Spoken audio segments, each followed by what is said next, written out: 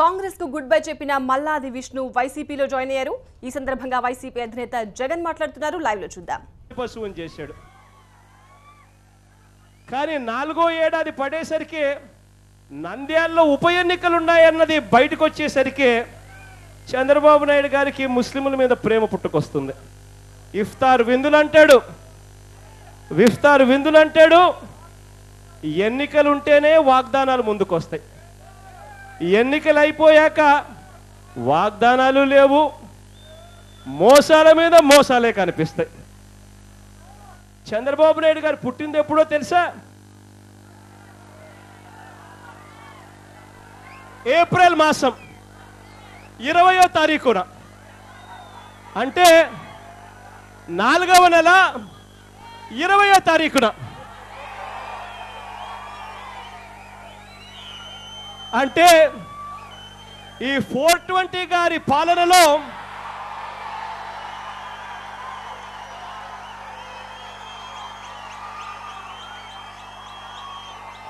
రాష్ట్రమంతటా 144 సెక్షన్ విధిస్తాడు.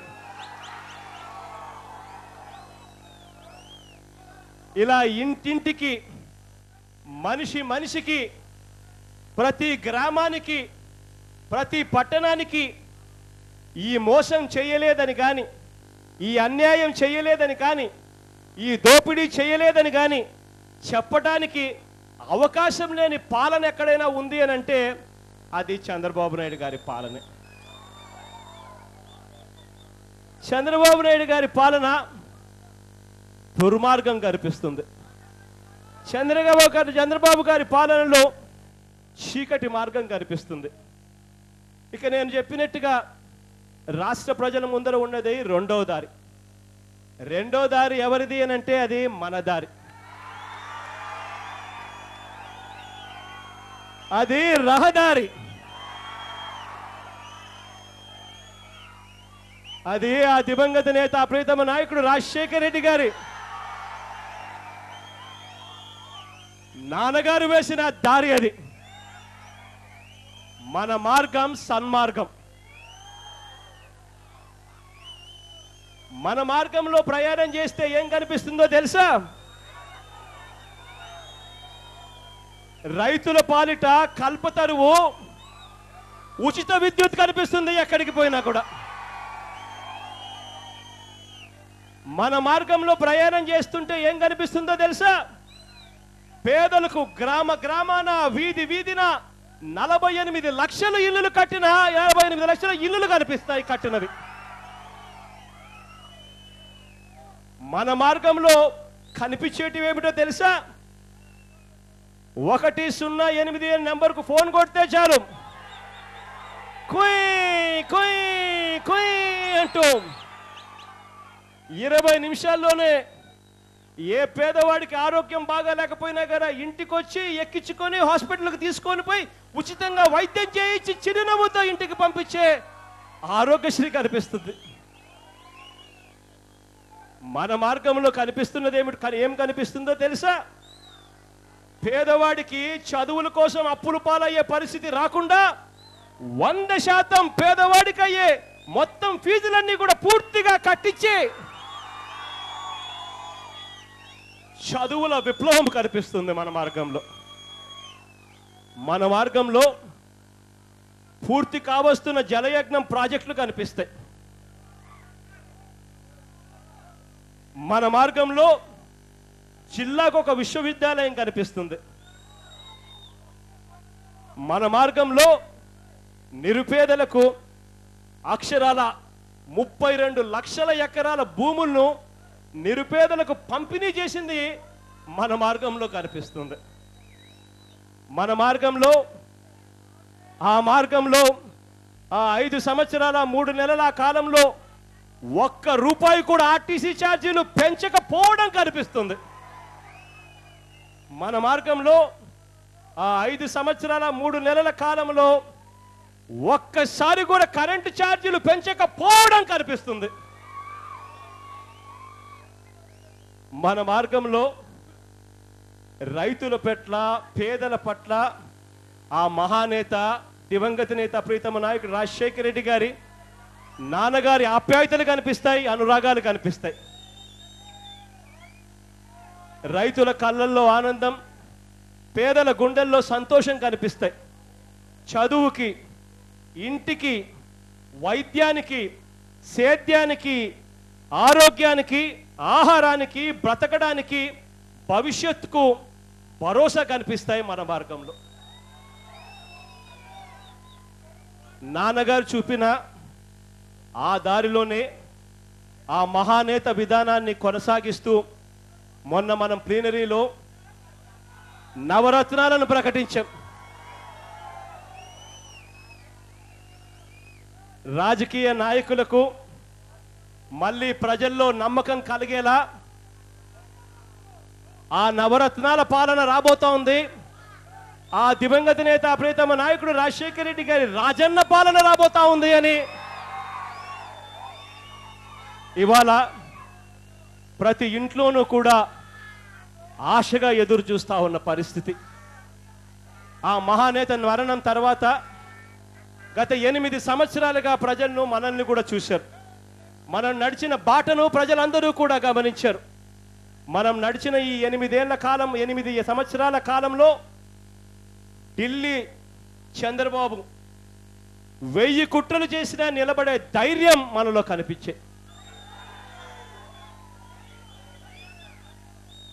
చెప్పినవన్నీ చేస్తాం, చేయగలిగినవే చెబుతాము అన్నది అర్థమవుతుంది. ఈ 8 సంవత్సరాల్లో మనల్ని చూసిన ఎవరికైనా కూడా మాట ఇస్తే మాట తప్పం, మడిమ తిప్పం అన్నది కనిపిస్తుంది.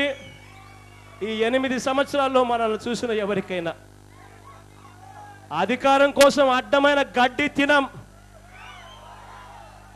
అధికారం కోసం చంద్రబాబు నాయుడు గారి మాదిరి అబద్ధాలు ఆడం, అధికారం కోసం చంద్రబాబు నాయుడు గారి మాదిరి మోసాలు చేయాలన్న ఆలోచనలు చేయం.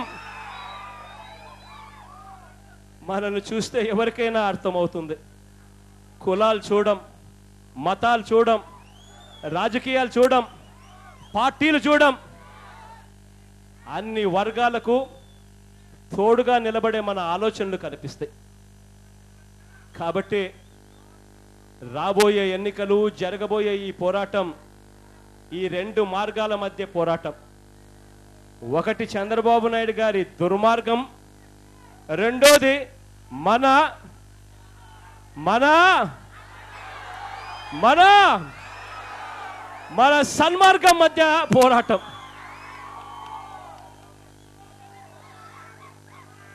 ఎన్ని కుతంత్రాలు చంద్రబాబు నాయుడు గారు చేసిన, 21 మంది ఎమ్మెల్యేలను మన వాళ్ళను కొనుగోలు చేసిన, లక్షల కోట్ల రూపాయలు వెనకేసుకున్న చంద్రబాబు నాయుడు గారికి నంద్యాల్లో భూమా నాగిరెడ్డి గారు చనిపోతే తప్ప అమ్ముడుపోయిన 21 ఎమ్మెల్యేల నియోజకవర్గాలలో ఉప ఎన్నికలు పెట్టే ధైర్యం కూడా చంద్రబాబు నాయుడు గారికి లేదు. వచ్చే 2019 ఎన్నికల్లో డిపాజిట్లు కూడా వస్తాయనే నమ్మకం కూడా చంద్రబాబు నాయుడు గారికి ఎక్కువ లేదు. ఇదే చంద్రబాబు నాయుడు గారు నంద్యాల్లో ఓటుకు 5,000 ఇస్తే తప్ప చంద్రబాబు నాయుడు గారికి కనీసం చంద్రబాబు నాయుడు గారు మొహమన్నా చూస్తారు ప్రజలని చెప్పే నమ్మకం కూడా చంద్రబాబు నాయుడు గారికి లేదు. ఇదే నంద్యాల్లో 1 కాదు 2 కాదు దాదాపుగా 2,000 కోట్లకు సంబంధించిన వాగ్దానాలు చేస్తే తప్ప కనీసం తెలుగుదేశం పార్టీకి డిపాజిట్లు వస్తాయన్న నమ్మకం కూడా చంద్రబాబు నాయుడు గారికి లేదు. ఇదే నంద్యాల ఎన్నికల్లో చంద్రబాబు నాయుడు గారికి తాను మాట్లాడిన మాటలు చూసాం, తాను మాట్లాడిన స్పీచ్లను చూసాం. చంద్రబాబు నాయుడు గారు తాను మాట్లాడిన మాటలలో, ఆ స్పీచ్ల్లో వీధి రౌడీ కన్నా కూడా అన్యాయంగా మాట్లాడిన మాటలు చూసాం. ఒక ముఖ్యమంత్రి స్థాయి ఎప్పుడో మర్చిపోయాడు. వీధి రౌడీకి చంద్రబాబు నాయుడు గారికి తేడా లేకుండా పోయింది. నా రోడ్డు మీద మీరు నడుస్తారా అని అంటాడు. నేను ఇచ్చిన పెన్షన్లు మీరు తీసుకొని నాకు ఓటేయరా అని అంటాడు. ఓటేయకపోతే మీ తాట తోలుస్తానంటాడు. ఎవరైనా పొరపాటున చంద్రబాబు నాయుడు గారు నువ్వు మోసం చేస్తున్నావయ్యా, అన్యాయం చేస్తున్నావయ్యా అని చెప్పి ఎవరైనా చంద్రబాబు నాయుడు గారిని గట్టిగా నిలదీస్తే వెంటనే చంద్రబాబు నాయుడు గారు కళ్ళు పెద్దవి చేసుకుంటాడు. కళ్ళు పెద్దవి చేసి నువ్వు వైఎస్ఆర్ కాంగ్రెస్ పార్టీ మనిషివి, నువ్వు జగన్ పంపిస్తే వచ్చావని అంటాడు.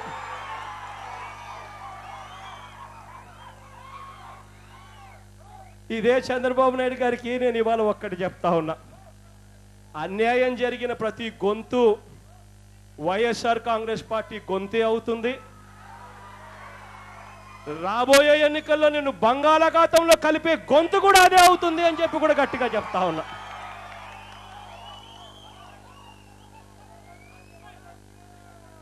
ఇవాళ ప్రజలు ఒకసారి మోసపోయారు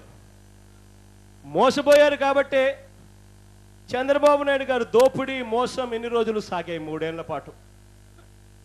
ఇవాళ ఇక ప్రజల్లో మోసగించే పరిస్థితి లేదు. ప్రజలకు చంద్రబాబు నాయుడు గురించి పూర్తిగా అవగాహన వచ్చేసింది, తెలిసిపోయింది. రాజకీయాల్లో ఉండే అర్హత చంద్రబాబు నాయుడు గారికి లేదని ఈ 3 సంవత్సరాలలో అడుగడుగునా చంద్రబాబు నాయుడు గారి పాలన రుజువు చేసింది. ఇవాళ ఇటువంటి చంద్రబాబు నాయుడు గారి పాలన పోవాలని ప్రజలు ఎదురు చూస్తూ ఉన్నారు. ఇటువంటి చంద్రబాబు నాయుడు గారి పాలన పోయి మళ్ళీ నవరత్నాలతో ఆ దివంగత నేత ప్రీతమ నాయకుడు రాజశేఖర రెడ్డి గారి కలల కన్నా సువర్ణయుగం ఆ రాజన్న రాజ్యం రావాలని ప్రజలు ఎదురు చూస్తూ ఉన్నారు. ఆ ప్రజలకు తోడుగా భరోసా ఇస్తూ అందరం కలిసికట్టుగా ఒకటి కావాలని మీ అందరి దీవెనలు, మీ అందరి ఆశీస్సులు మనస్ఫూర్తిగా అందించాల్సిందిగా పేరు పేరున ప్రతి ఒక్కరిని కూడా కోరుకుంటూ మరొక్కసారి విష్ణన్నను మా కుటుంబంలోకే కాదు మా గుండెల్లోకి వస్తా ఉన్నాడు అన్నది కూడా మరొక్కసారి రూఢి చేస్తూ ఈ ఆప్యాయతలకు, ప్రేమనురాగాలకు చేతులు జోడించి శిరస్సు వంచి పేరు పేరున హృదయపూర్వకంగా కృతజ్ఞతలు తెలుపుకుంటూ సెలవు తీసుకుంటా ఉన్నా.